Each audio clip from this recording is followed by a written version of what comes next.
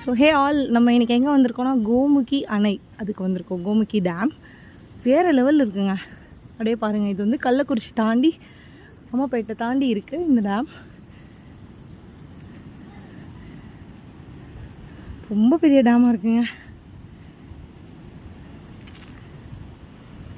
இந்த வியூ மணல் வியூ மாதிரி இருக்கா, எப்படி ஆப்போசிட்டில் ஒரு ரோட் போகுது. இந்த வியூ பாருங்கள், ஒரு ஃபாரஸ்ட் ஏரியா மாதிரி இருக்குது பாருங்கள்.